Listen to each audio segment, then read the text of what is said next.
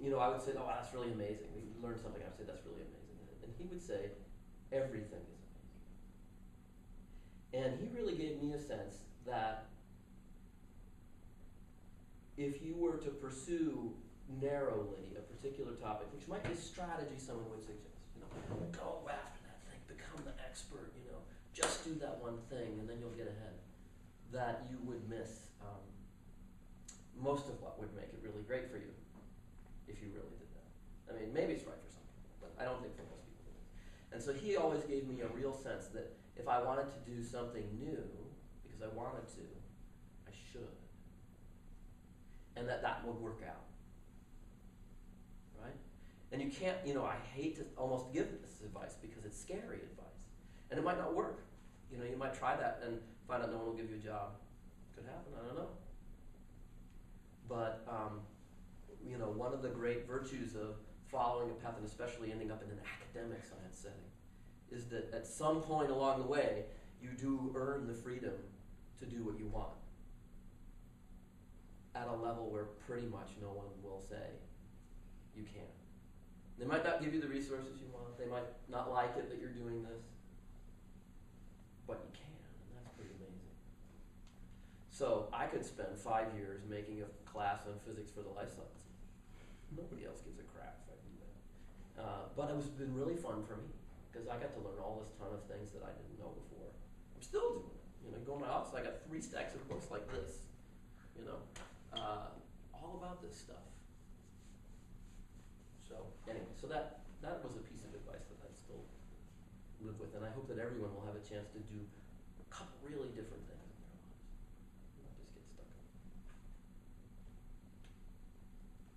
Yeah, I think I'd say 2 things. One is from an actual research perspective, not so much from a career perspective, is that it's really important to focus on things that are both interesting and important. And by what I mean by that is once you start doing it, you get like a million ideas. Mm-hmm. You're like, I could do this or I could do that, and you could start chasing this one down, and then you start chasing the other one down, and you have to really just sort of pause and say, what am I really trying to understand here? And focus on what is the best way to do that, and not to focus on what can I do with this really awesome tool that I have, right? Because it might not be the right tool to answer the questions that you're interested in asking. And then it's always good to go find someone that does know how to use that tool, and either learn how to use it yourself or get them to help you answer the question. The other thing is not so much advice, but I've been told by many people, and I think experienced myself maybe once or twice, is there's absolutely nothing cooler than being in the lab and being really convinced that you found something real, and that this time it wasn't like something in the electronics going a little nutty for a minute or something like that. And you're like, I know something that no one else in the entire world knows. Even if it's something completely insignificant. It's like, I figured something out and no one else knows it yet. I just think that's cool. Even if it's a little bit.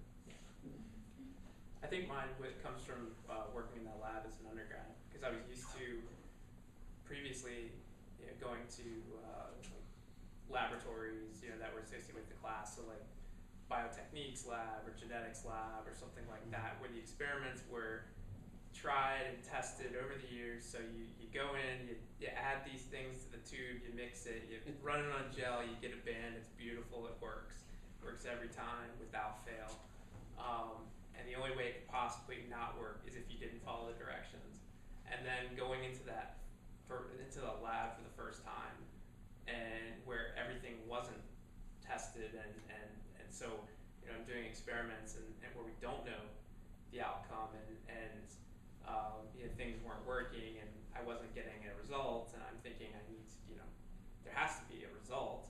And I remember my my advisor said, just because it's not the result that you think it should be doesn't mean it's not a worthy result, and that you usually learn more from unexpected results than the expected results, because a lot of times it's something you're not anticipating, and it's a lot more exciting.